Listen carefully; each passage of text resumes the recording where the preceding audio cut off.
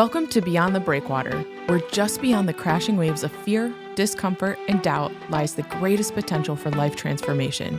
We want to guide you into the open waters where the calculated risk you take becomes the turning point for you or your organization to thrive. So draw up your anchors and prepare for departure in this week's episode of Beyond the Breakwater.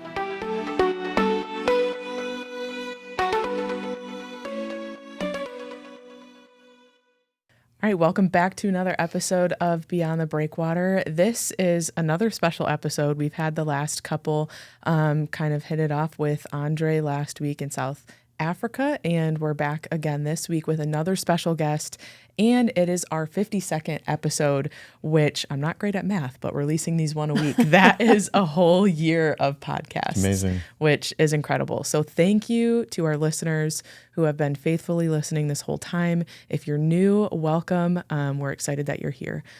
So today we have Marsha Stamas on with us. We've mentioned over time about the Bridge Food Center, and Marsha is our manager. So Marsha, welcome. Thank you very much. Yeah, we're glad you're here. And I'm Lyndsay, and this is Ed. Always great to be here. Yeah, it's great. So let's jump into conversations. We've been having some listeners ask, like, okay, you guys have been talking a lot of concepts recently, but can you get into the nuts and bolts of what each of these ministries are? Okay. So before we do that, Marsha, who are you? What do you like? Where do you have family here? Who is Marsha? So that's a great question. I grew up in Midland, so born and raised here. Went to high school all my life here, except I married my husband 14 days after I graduated high school. Wow. So he was in the Army, and so I went with him out to Virginia, and we spent 3 years out there. And then we came back to Midland with the understanding that we would be here just temporarily while he went to school and got his degree. And we are celebrating our 40th wedding anniversary in June this year. So we stayed in Midland. When we have two wonderful kids, Nick, who is 33, and our daughter, Jessica, who will be 31 this year. So they went to school here, and they are now both out on their own and doing very well. So I worked at Dow Corning for the majority of my career. Retired a year after Dow bought Dow Corning, and knew I would not have any issues finding something to do. But that was kind of, everybody always asks you that, right? What are you going to do when you retire? And I always wanted to try bonbons because people said they sit and eat bonbons, but I never knew what one was, so I didn't do that. So that's how I got connected with the Bridge, was just finding some volunteer opportunities, trying to figure out what to do. But love family. My mom is still here, and Jim's family, and we just love to be in the outdoors and hang out. That's awesome. Marsha, give us a time frame. When was that? Yeah. When I retired? When you retired, and then you started I at the Bridge. retired in 2017. I was volunteering at the Bridge a couple hours on Saturday while I was still working, just because I had heard about it from church. And it was kind of funny. I just felt like it was one of those things when you have a management position, you can't really show what you produce at the end of the day. But when I was at the Bridge and I was stocking shelves, I felt like, oh, look, I can actually see what I did. Yeah. So what did you do at Dow Corning? Have you heard the term jack of all trades? I'm a Jill of all trades is the term that they gave me. I did a little of everything. So I was in HR. I did not have an engineering degree, which is 90% of the people that were there. So I was in HR. I went through the whole Chapter 11 issue that Dow Corning had, working with the outside consultants. I worked in a lab at the plant. I was an IT project manager. Wow. I did a lot of different things. Okay, so you didn't run a grocery store. I did not run a grocery store. No, I like to eat. So that was in 2017. The Bridge opened in 2016, right? So it had been open for that year. You kind of inherited it as managing it in 2017? No. Or that's just bring us to that point. Yeah. So, as I said, I was just volunteering a couple hours. And then I think it was later 2017 when Ed came and said, we need some people to like help out in managing the store, like a day, right? So I picked Thursday as my day that I would be at the bridge, and I would open the store and close the store and, help whatever needed to be done that day. I still remember Ed, I was like, how do you open the register and close the register and all that? So I'm like writing notes, right? And Ed's like, what are you doing? I'm like, I'm writing notes. He's like, why? I'm telling you. And I'm like, yeah, but I'm not going to do it again for a little while and I might forget. So I'm taking notes. So I'm the procedure person and Ed is not. Yes. Things haven't changed. They haven't changed. Just walk you through it. Yeah. So And you're always writing things down. I'm always writing things down. So I started just being a Thursday manager, supervisor, and I did that for quite a long time. And then Ed got pulled in a different direction and needed some help with ordering supplies from our vendors. So somehow I ended up taking that over. So I was Thursday and ordering, and I don't know, I just never put 2 feet in. I put my whole self in. So all of a sudden I kind of just naturally ended up kind of being the manager. So. Okay. So bit by bit. Yeah. Okay. So. It wasn't a conscious decision. You were persuaded. It happened. Yeah. So I guess kind of back up for people who might be listening for the first time and they're hearing, what, a bridge? What is that? What's your summary? What is the bridge? So the bridge is, it's a food center. It's a grocery store that is run entirely by volunteers. And we mark our food up 5 cents over cost, which allows us to swipe a credit card. We tried a cash-only model. And I don't know about you guys, but I don't carry cash in my pocket. If I find a $5 bill, I'm pretty excited. So that nickel really only allows us to swipe the credit card. But even though we're a grocery store, I always tell them we're in the people business, not the food business. Food gets them in the door, and then we just get to love on our customers. So really, we're providing opportunities for people to put that high-quality, affordable food on their tables, but we do that with the help of God. And can anyone shop there? Our target audience is what the term ALICE, which is asset limited, income constrained, employed. So the number that we use is less than $72,000 a year. So they're making too much money to get the state assistance from food stamps or the bridge card. We can talk about that. Yeah. But just they're really one disaster away from falling into poverty or from not being able to make ends meet. So that's our real target audience. So if you make more than $72,000, we'd be happy to have you get involved in supporting the bridge, but it's not for you to shop at. Marsha, maybe talk for a minute about when you talk about food and you talk about it, you mentioned church and food.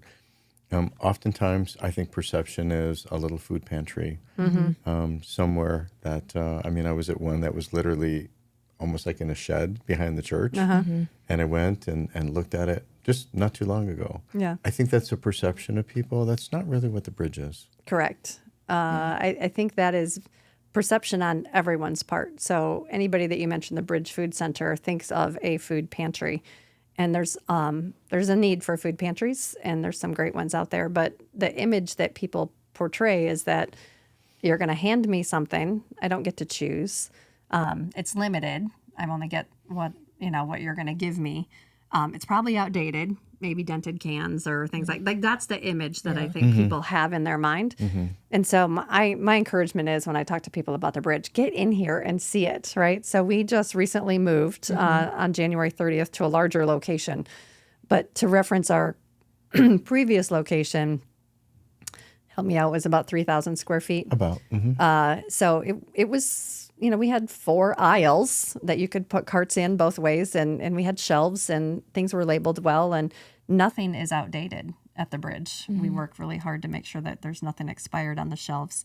And it's people hesitate to go to a place that's going to help them. So the bridge is really all about come in and let us just help you maintain your dignity. You get to come in, you get to choose the items that you want, as many as you want, and pay for it.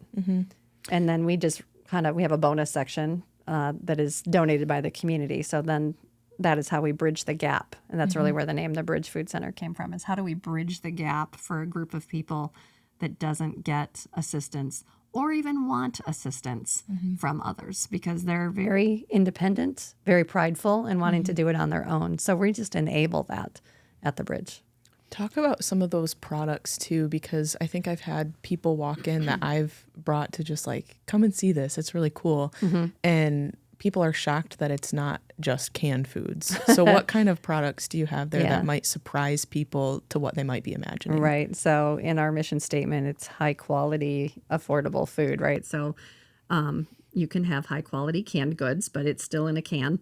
And we have plenty of that. We also have our boxed goods and so on. But our first thing as you walk in the door is fresh produce, anywhere from celery and carrots and lettuce and apples and oranges, things like that. So people are able to purchase high quality fruit.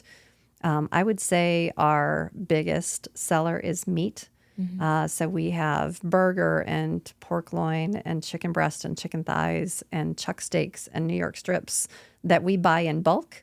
And we actually have a meat packing room in our new location. And so we vacuum seal that into manageable size quantities. So you don't have to buy a 20-pound thing of burger to get a great price. You can buy a pound of burger at that same price, nickel over. We've got 24 doors of freezer space. We have 20 doors of refrigerator space, compared to 6 and 8 at the other store.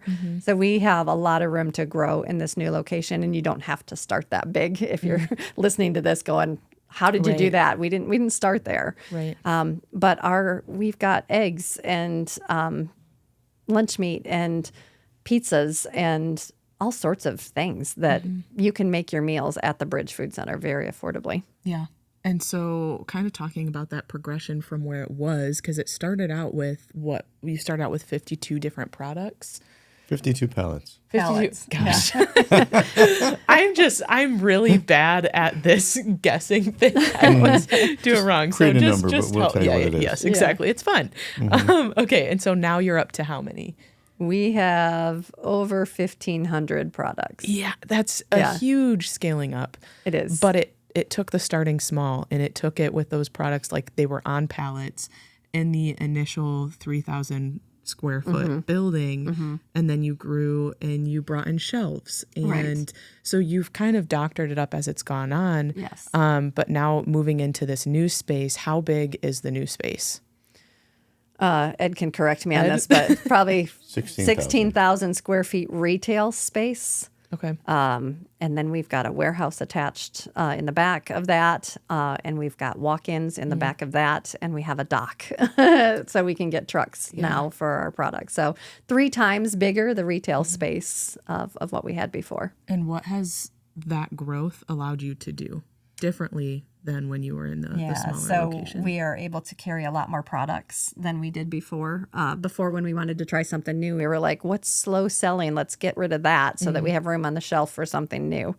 And we talk to our customers all the time, and they ask now. They're like, hey, do you have fill in the blank, right? And so we're able to look and get the options that our customers want. We can't get everything. We're not a specialty store. We don't have a ton of gluten-free products, or and it's hard even sometimes to get sugar-free or low sodium, but those kind of things. But we do have some of those options, but just more, right? We also have a section of cleaning products, personal care products, kitchen products like can openers. I can't tell you how many people would come in and go, do you have a can opener? Like, I'll buy a can of corn, but I don't have a way to eat it because I didn't have a can opener. So we carry can openers, baking pans, just things that kind of go along with the basic needs of setting up the household. Who doesn't like a brand new cookie sheet, right? I mean, the other one is just old. So for $3, you can get a new cookie sheet.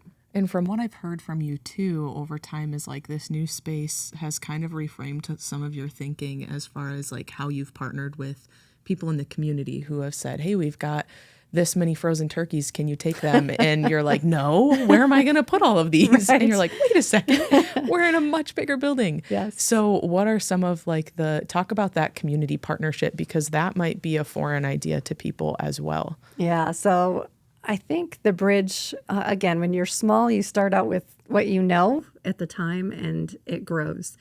I think my first example of that was at the old store a few years ago. I was at church, and there was somebody wandering around the church, and they kind of looked lost. So I just engaged them in conversation. And of course, it eventually turned to the bridge. And he said, "Oh, do you need potatoes?" And I'm like, "I don't, could you expand on that?" Well, he works at Michigan State University. They're a agricultural school. And he said that they have fields of potatoes, and they harvest them at harvest season. They wash them all up, they weigh them, and then they throw them away. And I was like, wait, what? And so now we get 2 big, I think they're called Gaillards, right? That they put the big pumpkins in or whatever. We get 2 of those every fall with potatoes. Now, that's not something that I would have ever thought of. Ed, you would have never thought of that. But nor did we have the space for Nor it. did we have a space for that. We put it in a pole barn somewhere. The first year we got potatoes, we just took one. And so I think the more we talk to people, the more that people have their own connections that would work and align with the bridge. So the farmers market is a great example. So we go down on Wednesdays at our local farmers market towards close. And some of the vendors don't have a market the next day, and they want to move their stuff, and so they donate it to us. And so anything given to the bridge is given back. Community gardens, people do community gardens, and we already had our first community garden team come in and be like, "What do you want us to plant? What do your customers want?" new. Right? They're asking input on what they can plant that our customers would like. And it's great because fresh produce is expensive. And so almost every visit that our customers come in, they get fresh produce and fresh bread. Wow. And we partner with Hidden Harvest, who is a local supplier of food rescue. And so they bring us supplies, and that's how we bridge the gap for people. So they buy their groceries, whatever they want. And then we're like, "Great job. Here's some bread. Pick some tomatoes. Here's a bonus item," right? Yeah. Explain the bonus section. Where does that come into play for the customer, the shopper? Yeah. So it's kind of 2 different pieces. So as I mentioned, the bread and produce comes from Hidden Harvest and or local people that have too big of gardens, or, Michigan is a pretty short growing season, but when we're in abundance at times. So everybody gets that. The bonus section comes in when they actually, based on how much they spend. If they spend $10, they get to pick an extra bonus item. If they spend $20, they get 2. If they spend $30 or more, they get 3. So that is, again, it's donated. So one group just did a Better Together donation for the bridge, and they did peanut butter and jelly, right? So we have a bunch of peanut butter and a bunch of jelly. But you know what? Those are expensive items. And so if you can get peanut butter and jelly for free, that's something that you don't have to buy. So again, those bonus items just help bridge the gap and fill in some of the gaps for them. That's incredible. Yeah, it is. It's a lot. I just bought a jar of peanut butter the other day for $6.18. Yeah, that's a lot. Yeah. It's tough when it's your favorite food. Right. Some customers will actually go out of the store with more than what they paid, right? So we had a customer the other day that bought $5.04 worth of items. And we're like, "Hey, would you like some cucumbers? And would you like a loaf of bread?" And he's like, "Really? I only spent $5. And I'm like, "I know, but everybody gets this." So he didn't qualify for a bonus item, but he still went out with extras. And even a loaf of bread, it can be $5, $6. Yeah. Yeah. So some of the tensions you're bringing up right now of like charging for something, and you have the bonus section where things are being given for free. We've had listeners who have had like food drives around Christmas time or food pantries, and they've been listening and also kind of like, now that they've heard this concept of dignity, they're serving at their food pantry and they're seeing some of these dynamics play out of like, okay, we're seeing people literally have to swallow their pride to take what we are giving them for free. And the question being like, how do you know at the bridge that people truly are better off for charging? Like, how do you know that they're happier? How do you know that their lives are better off by making the unaffordable affordable versus like, wouldn't they be just as happy if you gave it away for free? Yeah, that's a great question. Do we have some customers that would love more free stuff? Of course. Who doesn't love free? But the majority of our customers, honestly, they tell us. They're like, their jaws hit the floor when you tell them what their total is, right? Or they went to a new customer will come into the bridge and they're like, I just went to fill in the blank store and spent $100 and I walked out with 2 plastic bags worth of groceries. And at the bridge, $100 is going to get you a cart full of groceries, right? It's going to get you a lot more meals, a lot more for your money. So customers will tell us that, like, are you kidding? I don't know how you do this, but thank you for doing it. That word thank you comes out a lot. And it has to do with dignity. That they can come in and choose what they want. And they tell us. Like, it's just and the body language. And they come back. There's a great one. Right. They come back. Right. We have regular customers that are in every week. We have a couple customers that come in almost every day, I think, because they love the atmosphere of the bridge. We get to know our customers. I mean, you probably all have your favorite grocery store and cashier or whatever, right? And so we get to know our customers. They share what's going on in their life. We take whatever opportunity we can to listen. We share other resources in the community that we know of that may help them. We even take the opportunity and pray with them when that opportunity arises, whether it be by the produce aisle or out in the parking lot or wherever it is. If that opportunity arises, we'll take it because it is a ministry. It's about the people. Food just gets them in the door. I'm so glad you went there. That was kind of where I wanted to head next, is like talking about the ministry. And one of my favorite things about you, Marsha, is how you care for people. And you always have a story. I feel like you are always someone who, both of you do this very well, of just being curious where God might be leading you. And like, sometimes it leads to really awesome connections, and like the guy being lost around the church and that turning into a partnership for potatoes and stuff. You can't make this stuff up. No. And that's why in this podcast, we've just encouraged people, like, really, really be curious about who you're interacting with and what God might have for you there. But I want to stay in this ministry piece for a bit. So can you share, like, what's your current favorite story to share with people right now about the bridge? One that just happened in the last week or two. And I don't know, I can't say that it's a ministry piece, but I think that it's, again, you have to get to know people in order for them to believe what you have to say, right? We're not forcing Jesus on anybody. But if the opportunity arises for us to share, why do you do what you do, Marsha? Because God brought me here. Right? But we had a customer that said, you need a bench for people to wait on for public transportation.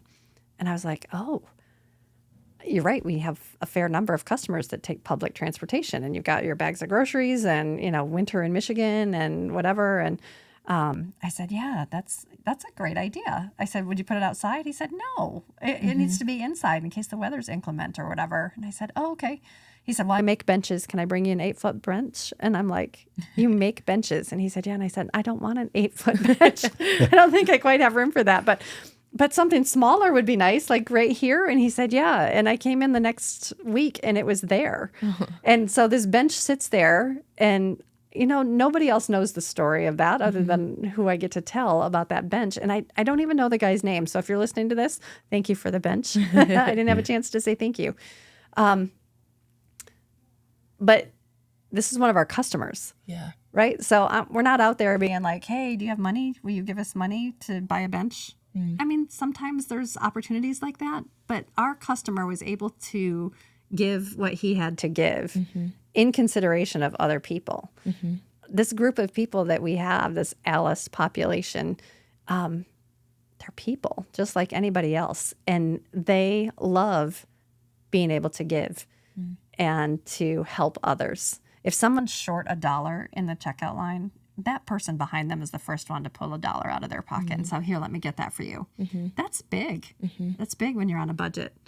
So I just continue to see that the love of people doesn't just come from our volunteers, but it comes from our customers to other customers and to us. We have customers that will bake us baked goods and bring that to us because they just love the store and love, the opportunity to come in.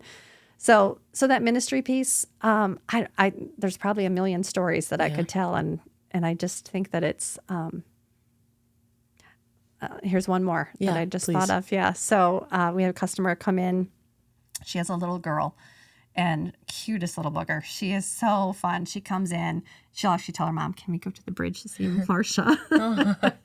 So she comes in, and she's just always looking around, like, can she find me? So as soon as we see each other, it's like a run and hug opportunity. And so I caught them right at the very front as they came in, and got my hugs, and chatted with the little girl for a little bit, and then started talking with mom, and could just tell, right? Body language, sometimes you can just tell, or facial expressions. You're just like, "How are you?" And she's just like, "Oh, I'm not good." I mean, most people will say fine, right? She's like, "I'm not good." And I said, "Can you share with me what's going on?" And so she did. I mean, we probably spent 20 minutes there listening to her story of what was going on. And it's hard. I mean, this is a very hard story. And we got done, and I just said, "Can I pray for you?" And so I get emotional when I pray.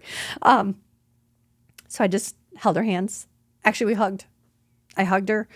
I just prayed for her. And she came away. We both were wiping our eyes. And she said, "Do you know what? That is the second time that anybody has ever prayed for me. Wow. And you were the first. Wow. And the second." Wow. Wow. Like, I don't know what her true belief is, right, in Christ, but we're a touch point, right? I was taught that a long time ago, that it is not my job as a Christian to convert somebody else to be a Christian. It is my job to take the opportunity to share what I know and the Jesus I love, and let God touch their heart and take them through to that. So, like, to be a part of that is amazing. Is that every day? No, but those are the things that stick Quite with regularly. you. It is fairly regular. Yeah. Thank you for doing what you do and for being who you are. Yeah, thanks. Yeah, and I'm really glad you shared that. That was really, really well said. And I think I've heard this. You and I had kind of talked a few weeks ago about sharing this opportunity with other people and other churches, like, come be a part of this. And you had said the line of, like, all right, you can come and serve at the bridge, but you are not here to convert people. And you just see, like, this very visible response in the audience of, like, what do you mean? Yeah. Like, that's our whole job. That's what we're supposed to do. That's what we're supposed to do. That is the tension that we have of, like, we're supposed to do this and do it immediately in whatever way, shape, and form that we can. But just hearing that and hearing, no, like, let God do that piece. You show up. I want you to show up, and I'm going to speak through you and use you. And so that, I feel like, is just an incredible testimony to what that relationship could look like for the listeners, for the churches, for the leadership, thinking of, like, why would we start a food ministry? Why does the church have any business in doing something like this? One, to care for people and feed people, because that is something that everybody, like, should be entitled to, is eating. And then to just have those touch points, to hear about their life, to have the people that come into the bridge every single day. I don't remember the last time I wanted to go to the grocery store every single day. And so that is a very... I've never brought cookies for a grocery store. Right, to your grocery store workers? workers? Like, when people bring cookies into the bridge and say, "This is for all of you." When's the last time we ever brought a gift to a grocery store? Never. I don't think I ever have, right? Yeah. And the tagline of the bridge is what? Run for the community, by the community? Run by the community, for the community. And so just having that, like, truly that dynamic of people wanting to be involved and partner with the bridge, both shoppers and vendors and volunteers, and just hearing it be a place that is, like, I don't know, my greatest dream of living on a commune, where it's like you just have everybody taking care of one another, right? And it's just beautiful. So Ed, you've been awfully quiet. Is there anything you want to add to this or ask Marsha? I think it's an amazing ministry just to be a part of it. It's fun to hear you talk about it. That was such a special time when you came along. And I still remember that time, the transition point, because I was called to another one of our community ministries. Pivot Point had lost its manager. And I remember we had that meeting, and I said, well, I'm just going to be gone for a short time, and then I'll be back. And you said, no, you won't. We got this. We got this. And I remember that. We got this. And it was a huge day that changed everything. And you began to run with it, and I just slid out of the picture and just let you run. And it's been so fun just to watch what it's become. And it's certainly not over. No. No, it's not. You've done amazing, Marsha, and I think you've done an amazing ministry into the community. You've done a great job serving the community, serving the volunteers, giving opportunities to so many people, working with the vendors. I mean, everything that you do, and there's so many people. I know we're going to get into nuts and bolts in the next one, but there's so many people that you come in contact with every day through food. It's been really fun for me to watch. Thanks for what you're doing. Thank you. Yeah. So we said we would get into the nuts and bolts of things. We'll save that for the next episode. I was just kind of thinking as this conversation was going on, like we're not getting into what we said we were going to, but I think it is just really important for listeners to hear your heart. They've heard Ed speak about it a lot, but I think it just has like a very special place to you, and for people to see and hear what that is like. We can talk all day long about the concepts and the ideas and those nuts and bolts, but I think people will come up with every single objection as to why they should not do it. But it is hearing stories like that and like ministry moments where you can intersect with people and like show them what it looks like for someone to care for them. Yeah. It's like when they hear that story, it's like you're going to think of every reason why you should be doing it and overcome all of the reasons that you wouldn't be. So we'll jump into the next episode. We always give listeners something to do before they go. Ed, you got anything? Well, I think for this one, they should just go on the website. Yeah. And so direct them to the website. They should go look at pictures, because it's one thing to talk about it. It's one thing to actually see the pictures and go, oh my goodness, this is what it looks like now. Yeah. And just a reminder to everybody, that's not where we started. And you always have to recognize where we started, because we started with, the simple little cash registers, because we didn't know if this concept was going. We started with cash only because we didn't know if it was going to work. And and pallets. We've come along, and 52 pallets, and all the way till where it is now. So I think they should go check it out. Yeah. The website is thebridgemidland.com, right? Yeah. Okay. Very good. Yikes. All right, great. We will see everybody next week. Sounds good. Thank you. Thanks for tuning in to this week's episode of Beyond the Breakwater, a podcast of Elevate Community Ministries. Don't let the conversation stop here. You can email us at hello@beyondthebreakwater.org. We would love to chat with you, answer questions, plan a visit, and help you take your next step. We'll see you next week.